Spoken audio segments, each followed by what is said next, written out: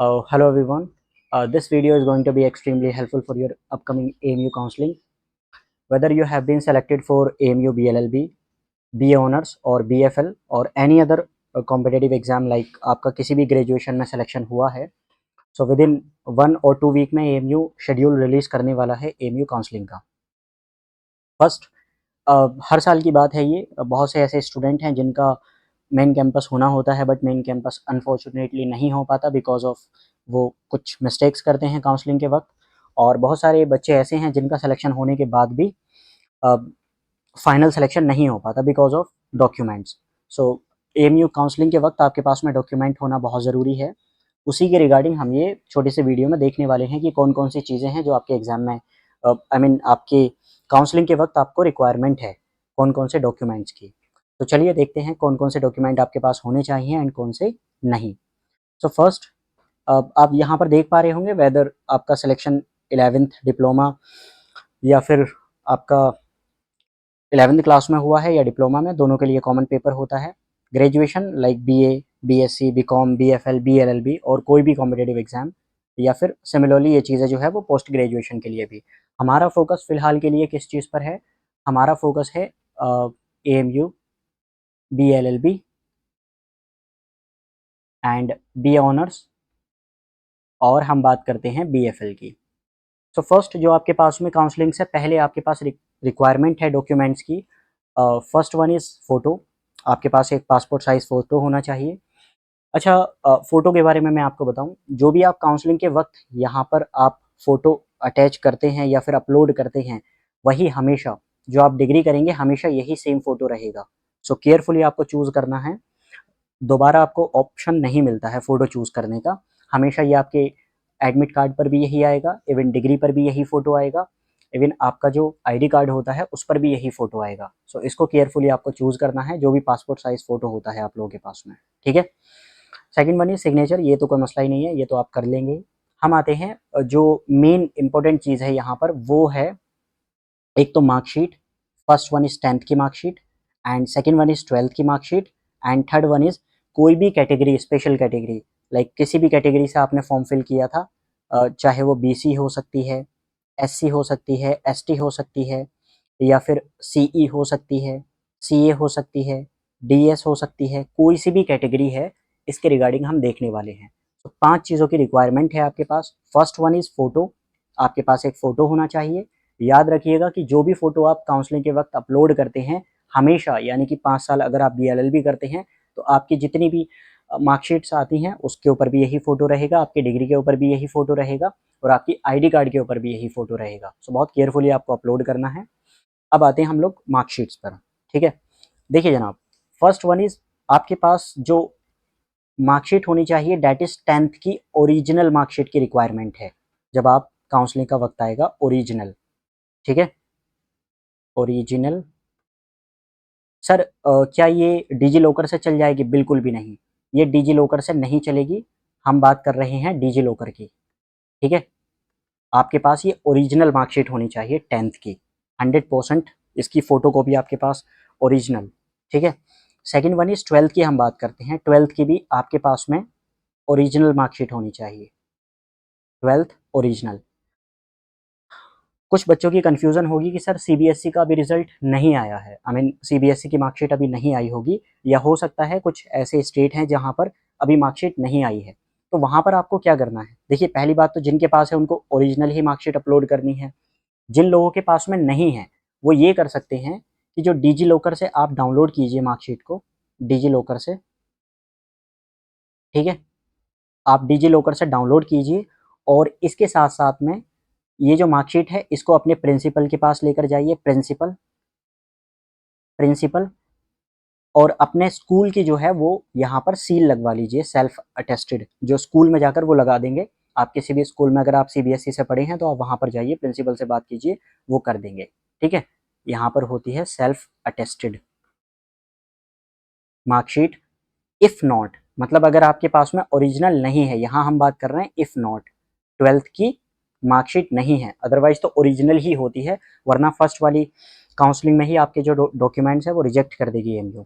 अगर नहीं है तो आप ऐसा कर सकते हैं कि आराम से, कोई मसला नहीं है, आप जाइए और स्कूल में जाकर आप सील लगवा लीजिए, जो भी यहाँ पर ये मार्कशीट होती है फोटो स्टेट इसकी, ठीक है, colourful photocopy. Now come to the special categories. अब बात आती है हमारी कैटेगरीज की। कैटेगरी कौन कौन सी? कैटेगरी की हम बात करते हैं कि चाहे आपने फॉर्म फिल किया था बीसी से, यानी कि ओबीसी से फिल किया था, या फिर हो सकता है आपने एससी से किया हो सकता है आपने एसटी से किया हो सकता है आपने सीए से किया हो सकता है आपने सीई से किया हो, एंड हो सकता है आपने डीएस से किया हो। बहुत सारे बच्चों की कन्फ्यूजन रहती है, sir what is DS, DS क्या है? देखिए डीएस जो है ना वो डिस्टेंस कैटेगरी में आता है, और डीएस मीन्स होता है डोमिसाइल। कुछ भी नहीं करना है, आपको डोमिसाइल सर्टिफिकेट अपलोड कर देना है। जिन बच्चों के पास में नहीं है बनवा लीजिए अगर आपने लगाया था, ठीक है। डोमिसाइल सर्टिफिकेट को बनने में हार्डली 10 डेज लगते हैं, 10 डेज में आपके पास में आ जाएगा। डीएस मतलब डोमिसाइल सर्टिफिकेट, ठीक है, ये आपको अटैच। बाकी जिनके पास सीए है वो अपने फादर यानी कि आपके फादर या मम्मी यहाँ से पढ़े हैं तो चाइल्ड ऑफ एलुमनी आपका एक सर्टिफिकेट मिलता है, आप उसको लगा सकते हैं। सीई का भी सेम है। एससी एसटी बाकी जितने भी हैं सबके पास ओरिजिनल डॉक्यूमेंट होना ज़रूरी है, ये सब के सब लगेंगे ओरिजिनल, ठीक है। ओरिजिनल डॉक्यूमेंट की कॉपी आप लोग लगाएंगे। ओरिजिनल डॉक्यूमेंट्स, डॉक्यूमेंट्स की हम बात कर रहे हैं।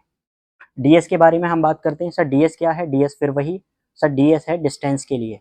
हम बात कर रहे हैं यहाँ पर डोमिसाइल सर्टिफिकेट। डीएस कैटेगरी कौन सी होती है? Domicile certificate, domicile certificate, domicile certificate, ठीक है। Now come to the point. अगर आपका सिलेक्शन अगर आपका सिलेक्शन जनरल से हुआ है, ठीक है, अगर आपका नेम जो है वो जनरल लिस्ट में है, नेम जो है वो आपका जनरल लिस्ट में है, बाई अनफॉर्चुनेटली या फिर फॉर्चुनेटली आप लोगों ने कोई भी कैटेगरी को वहाँ पर ऐड किया था, किसी भी कैटेगरी को आपने जनरल में होने के बावजूद, सपोज कीजिए कि आपने बीसी में, आपको बीसी में वेटिंग आई, जनरल में सपोज कीजिए आपकी रैंक है 55 आपकी जनरल में रैंक है, और वीसी में आपकी वेटिंग है 17 या फिर 18 वेटिंग है आपकी, ठीक है। तो फिर क्या करना है? फिर भी आपको अपलोड करना है सर्टिफिकेट। अगर आप इसको नहीं करेंगे, वो बात अलग है कि आपका जो सिलेक्शन है, यहाँ पर देखिए ख्याल रखिएगा कि सिलेक्शन आपका जनरल के थ्रू ही होना है। माना कि आपकी जो वेटिंग है वो ओबीसी में 17 या 18 वेटिंग है, बट स्टिल आपका जो सिलेक्शन है वो जनरल से ही होगा।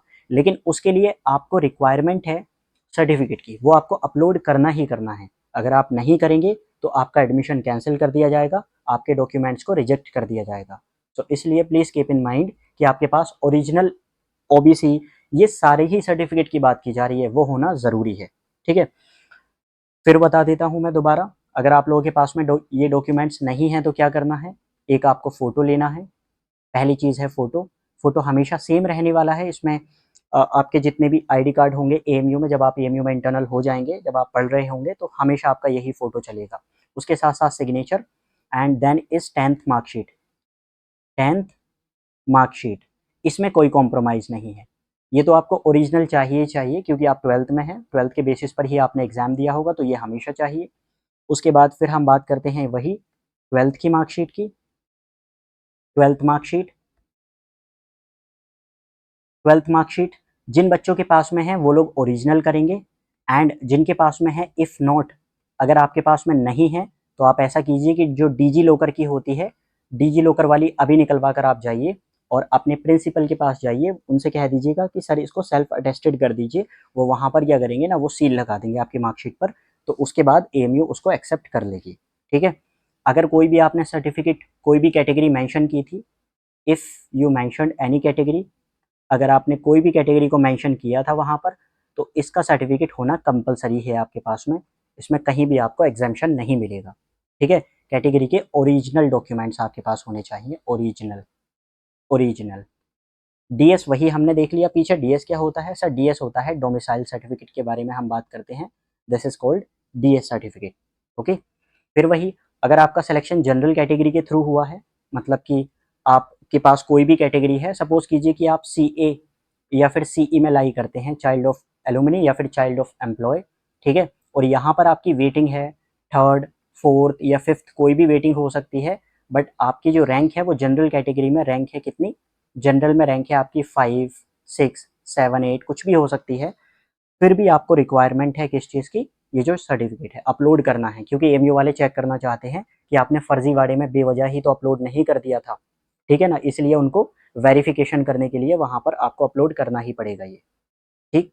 अच्छा एक चीज़ और है, जब भी आप काउंसलिंग करेंगे बहुत ध्यान रखना है आपको, क्या, बहुत सारे बच्चों के बारे में आपको पता होगा, एएमयू में एक होता है मेन कैंपस जो कि अलीगढ़ में है, मेन कैंपस जिसको कहा जाता है मेन कैंपस, यहाँ पर ये बहुत ज़्यादा ध्यान से रखना है आपको, main campus and other campuses, ठीक है, टू अदर्स हैं Malappuram and Murshidabad, two other.